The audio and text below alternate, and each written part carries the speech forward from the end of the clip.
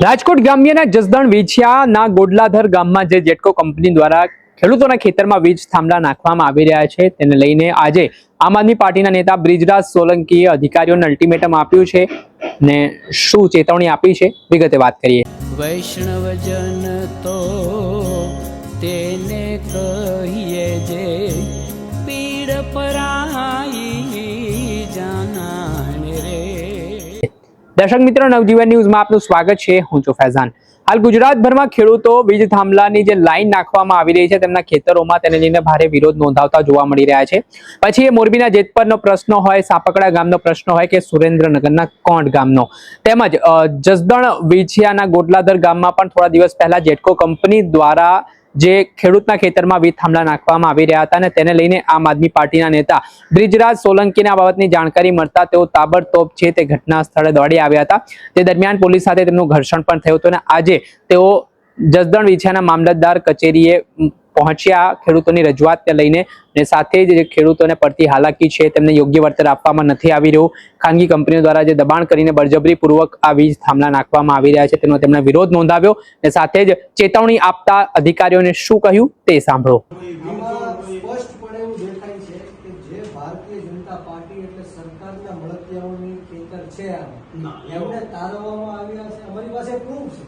તો આપ તમને પ્રૂફ આપો? આ જ પ્રૂફ છે ને, આ મેપ છે, આ પ્રૂફ છે। આ રૂટ બનાવતા આમાં મને અમારા સિવાય આમાં મને કારણ આપો કે આ જે પોલની લાઈન છે એ સીધી જાય છે, છતાં પણ આડી કરવામાં કેમ આવી છે? ત્યાં ટેકનિકલી જે રીઝન હોય એના શું કારણે રીઝન છે? આમાં ઘણી બધું કન્સ્ટન્ટ હોય, આમાં શું છે? વિન્ડ સ્પાન હોય, એરિયાના વિન્ડ ઘણી બધા રીઝન હશે, પણ આમાં શું રીઝન છે એ મને કહો। આ જંગોળ ગામમાં શું રીઝન છે એ મને દર્શાવો। અત્યારે આપણે હા એ તો જ્યાં જ્યાં કઈ નડતર જેવું થતું હોય આમાં શું નડતર શું છે એમાં મને બતાવો। કોઈ બીજી નહીં, આમાં મને કહો કે આમાં તમે ક્લાસ 1 અધિકારી તરીકે તમને ખબર હશે કે આમાં શું છે। ત્યાં તો અમારે આપસી સમજૂતીથી બધું કામ પૂર્ણ કરેલું છે। પૂર્ણ કરેલું છે, તમારી પાસે જવાબ નથી સાહેબ। નહીં તો મને કહો, તો મને કે આગળ રસ્તો કેમ કર્યો? આ વસ્તુ અમારે ટેકનિકલી ઈજ ગામના ફાઇલમાં જોવું પડશે કે શું કારણ છે જેના કારણે તમારી એન્ડરમાં જ થયું છે ને ઇન્શોર? હા, તમારી એન્ડરમાં થયું છે તો તમને નથી ખ્યાલ કે પણ ઈ લોકેશન શું હમણાં તાજેતરનું છે? અને ત્યાં જંગલમાં જે પણ કોઈ ક્રોસિંગ ડિટેલ હોય, કોઈ હાઈવે હોય એના ક્રોસિંગ ના મેચ કરવા માટે જે પણ ખેતર તમે તારવ્યા છે એ બધા ભાજપના મળતિયાઓ ના, એવું નથી। એમના સમર્થકો છે। તમે સાહેબને કહીને ઓર્ડર અપાવો કે ભાઈ કામ ચાલુ ન કરે, જ્યાં સુધી વ્યવસ્થિત જવાબ ન મળે ને વળતર નહીં મળે ત્યાં સુધી કામ ચાલુ નહીં કરે। નહીં તો લો એન્ડ ઓર્ડરનો તમારો પ્રશ્ન રહેશે। કાલ સવારે ત્યાં કાંઈ પણ મારા ખેડૂતોને કોઈ આંગળી અડાડશે કે ધોકો મારશે કે પોલીસ બળજબરીપૂર્વક તમારી ખેડૂતની માતાઓ બહેનોને લઈ જશે, પછી ત્યાં કાંઈ પણ થશે તો એ લો એન્ડ ઓર્ડરનો પ્રશ્ન રહેશે ને એની જવાબદારી તમારી હશે। અમે જેટકો કંપનીને નથી ઓળખતા, અમે કલેક્ટરશ્રીને સરકારને ઓળખીએ છીએ। કલેક્ટરશ્રી અને સરકારે અમને હુકમ આપ્યો છે, સરકારે નિયમ બનાવવો જોઈએ કે આ ખેડૂતને યોગ્ય વળતર ન મળે ત્યાં સુધી એક પણ પગથિયું આગળ વધવું નહીં। આ સરકારમાં બેઠેલા નેતાઓના ભ્રષ્ટાચારના કારણે એમને રૂપિયા મળે છે એટલે ખેડૂતોને દબાવીને આ પોલીસ ક્ષેત્રોમાં થાંભલા નાખે છે। એટલે મારી સ્પષ્ટ આપને રિક્વેસ્ટ છે, વિનંતી છે કે કામગીરી ચાલુ નહીં કરવા દેતા, નહીં તો લો એન્ડ ઓર્ડરનો પ્રશ્ન થશે। નુકસાન કેટલું છે એમની સામે એમને નુકસાન જોવું, એને તો કરાવી નથી। એવું નથી।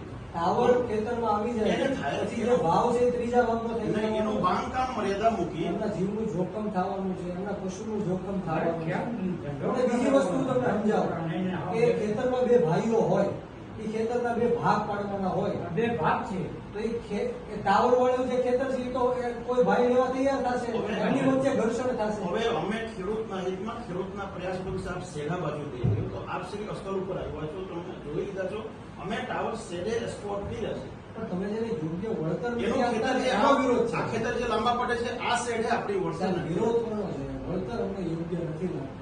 વળતર માટે આમાં હુકમમાં લખેલી છે કે આપ નામદાર ડિસ્ટ્રિક્ટ કોર્ટમાં અપીલ કરી શકો। કલેક્ટર હુકમ કરે એટલે કલેક્ટર તો કઈ ભગવાન છે કે કોઈ રાજા નથી કે એને હુકમ કરી દીધો કે જસદણ વેછિયાની તમારી જમીન અદાણીને આપી દો, તમારે આપી દેવાની। બીજો નિયમ કાયદા મુજબ કલેક્ટરશ્રીના સત્તા આપેલી છે કે આમાં કોઈ કલેક્ટરશ્રીને કોણે સત્તા આપી? અસંતોષ કલેક્ટરશ્રીને આમની સહમતિ વગર કોણે સત્તા આપી એમના પ્રાઇવેટ પ્રોપર્ટીમાં ઘૂસવાની?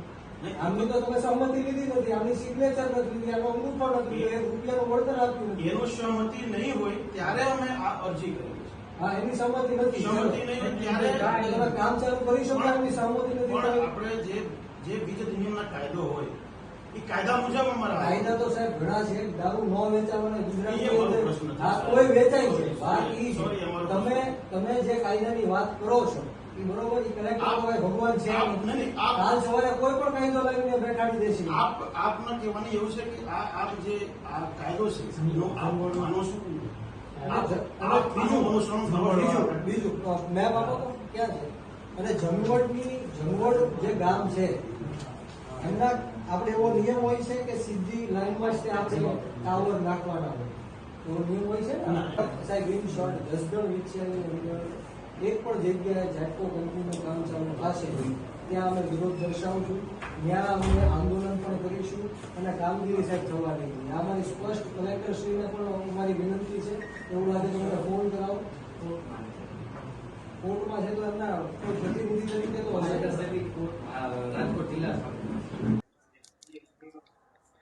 એટલે સાહેબ આજે જસદણ વિછિયા તાલુકાના તમામ સમાજ, તમામ જ્ઞાતિના પક્ષપાત વગર અહીંયા ખેડૂતો ઉપસ્થિત થયા છે. જે રીતના 3 દિવસ પહેલા ગોડલાધાર ગામની અંદર 17 જેટલા જેટકો કંપનીના વીજપોલ, જે ખાનગી કંપની છે, પોલીસ પ્રોટેક્શન લાવીને અમારા ખેડૂત છે એમની સહમતિ વગર, એમની પરમિશન વગર ગેરકાયદેસર રીતના ખેતરોમાં ઘૂસીને પાકને નુકસાન કરીને વીજ થાંભલાઓ ઊભા કરવાનું કામ ચાલી રહ્યું હતું. ત્યારે 16 જેટલા પોલ તો ઓલરેડી આ વીજ કંપનીઓએ ઊભા કરી દીધા છે, પરંતુ આ છેલ્લો પોલ જ્યારે બાકી હતો ત્યારે અમને ખેડૂતનો ફોન આવ્યો, ખેડૂતે અમને સંપર્ક કર્યો. ત્યારે અમારી સમગ્ર ટીમ સાથે અમે ત્યાં ખેતરમાં ખેડૂતને લઈને પહોંચ્યા. ત્યારે જે આ અધિકારીઓ છે જેટકો કંપનીના, એમની સાથે વાર્તાલાપ થઈ, પોલીસના મિત્રો સાથે વાત થઈ. ત્યારબાદ મને જાણ થઈ કે પોતાના જ ખેતરમાં આ ખેડૂતને ઘૂસવા દેવામાં આવ્યા નહોતા. ત્યારે મારે ઉગ્ર બોલાચાલી થઈ અને ત્યારબાદ 3 દિવસ સુધી એવો નિર્ણય લેવામાં આવ્યો કે 3 દિવસ સુધી આ ખેતરમાં કામ થશે નહીં. જેસીપી પણ બહાર ગયા, પોલીસ પણ બહાર ગઈ, અધિકારીઓ પણ બહાર ગયા. અને અહીંયા જે વીજ પોલ નાખવાના બાકી છે એ ખેડૂતો નહીં, પરંતુ ગુમરાહ કરીને, લાલચ આપીને જસદણ વિછિયાના ખેડૂતોના ગામમાં, ખેતરમાં જે વીજ પોલ ઓલરેડી ઊભા થઈ ગયા છે એની માટે પણ અમારી લડત છે. અહીંયા 3 ગામના ખેડૂતો આવ્યા છે. જંગવડ હોય, જીવાપર હોય અને ગોડલાધાર હોય, પાંચવડાના પણ ખેડૂતો અહીંયા ઉપસ્થિત છે. અમારે માંગ માત્ર એટલી છે કે જસદણ વિછિયાનો વિકાસ થતો હોય, પ્રગતિ થતી હોય, જનહિતના કાર્યોમાં અમે સરકારશ્રીની સાથે છીએ, પરંતુ માત્ર ને માત્ર આ વીજ પોલ ત્યારે જ અમે નાખવા દેશું જ્યારે ખેડૂતોને યોગ્ય વળતર મળે. ખેડૂતોને ટાવર દીઠ અમે 2 કરોડ રૂપિયાની માંગ કરીએ છીએ, તારના 1 કરોડ રૂપિયાની માંગ કરીએ છીએ. અને જો આ તમને યોગ્ય ન લાગતું હોય તો આ જે ખેડૂતોના ખેતરમાં થાંભલાઓ જે ઊભા થઈ ગયા છે કે થવાના છે, એને દર મહિને 50,000 રૂપિયા ભાડા કરારે આપવામાં આવે. અને એ પણ જો એમને સ્વીકાર્ય ન હોય તો આ જે ખેડૂતની જમીન છે, જે જંત્રી પ્રમાણે આજનો ભાવ છે એની કરતા ડબલ ભાવે આ ખેતર ખરીદી લેવામાં આવે. પરંતુ અમારી માંગ એટલી છે કે આ ખેડૂતના ખેતરમાં જે વીજ પોલ ઊભા થવાના છે એ કદાચ 200 વારમાં ઊભા થવાના છે, પરંતુ ભવિષ્યમાં જ્યારે આ વીજ પોલ પડી જશે, તેમને રિપેર કરવામાં આવશે, ત્યારે આ જે આ કંપનીના લોકો છે એ હેલિકોપ્ટર લઈને તો આવવાના નથી, પેરાશૂટથી તો આવવાના નથી. આ ઊભા પાકને નુકસાન કરીને આ ખેડૂતોના ખેતરમાંથી ચાલીને આવવાના છે. તો આ જે વીજ પોલ નાખવાના છે એ જમીનની સાથે એક રસ્તો કાઢવામાં પણ આવે અને આ રસ્તાનું પણ વળતર આ ખેડૂતોને આપવામાં આવે. આ અમારી માંગણી છે. અને અત્યારે કદાચ સાહેબ શ્રી ઉપસ્થિત નહીં હોય કે ભાગી ગયા હશે કે મને કઈ ખબર નથી, પરંતુ અત્યારે તાત્કાલિક ધોરણે આપના તરફથી પોલીસને અને કંપનીને સૂચના આપવામાં આવે કે આ કાર્ય છે એ તાત્કાલિક ધોરણે બંધ કરવામાં આવે. અમે ત્યાં કામ કરવા દેશું નહીં. અમારે શાંતિપૂર્ણ રીતના ગાંધી ચિંધ્યા માર્ગ ઉપર અમે તમને રિક્વેસ્ટ કરીએ છીએ, વિનંતી કરીએ છીએ. અમારે કોઈ હોબાળો કરવો નથી, અમારે કોઈ ઉગ્ર બોલાચાલી કરવી નથી. આપ સાહેબ શ્રી ફોન ઉપર, ટેલિફોનિક ફોન ઉપર કલેક્ટરશ્રીને ચર્ચા કરવી હોય તો પણ કરી લ્યો, વીજ કંપનીના માલિકોને ચર્ચા કરવી હોય તો પણ કરી લ્યો. ત્યાં સુધી અમે અહીંયા ઊભા છીએ, તમારા જવાબની અમે રાહ જોઈએ છીએ. અને જો તમારા પાસેથી અમને નેગેટિવ જવાબ મળશે કે ત્યાં કામ ચાલુ રહેશે ખેતરની અંદર, તો અમે ગાંધી ચિંધ્યા માર્ગ ઉપર આંદોલન પણ કરવાના છીએ. તમારી આ માંગ છે ને આજે અત્યારે જ હમણાં જવા દઈએ છીએ સાહેબ.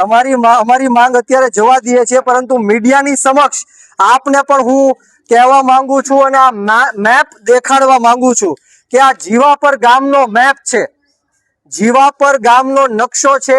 આમાં સ્પષ્ટ રીતના દેખાય છે કે જ્યાં જ્યાં પણ સત્તા પક્ષના મળતિયાઓના ખેતર છે, એટલે કે ભારતીય જનતા પાર્ટીના જે મળતિયાઓ છે, એમના સમર્થકો છે, એમના ખેતરમાંથી આ વીજ લાઈનો તારવવામાં આવી છે અને બીજા ખેડૂતોને હેરાન પરેશાન કરવા માટે આડી નવડી લાઈન કાઢીને બીજા ખેડૂતોને હેરાન કરવામાં આવે છે. એ પણ અમારી માંગણી છે કે આ સત્તા પક્ષ જે આપણે સાંભળ્યા હતા આમ આદમી પાર્ટીના નેતા બ્રિજરાજ સોલંકી હાલ તેમનો આક્રમક અંદાજ સામે આવ્યો છે અને જે રીતે તેમણે અધિકારીઓને તતડાવ્યા છે, સાથે જ આમાં ખેડૂતોને ન્યાય નહીં મળે તો આગામી સમયમાં ગાંધી ચિંધ્યા માર્ગે આંદોલનની પણ તેમણે ચેતવણી અને ચીમકી આપી છે. દર્શક મિત્રો, આવા જ વિડીયો જોવા માટે નવજીવન ન્યૂઝ જોતા રહો, લાઈક કરો.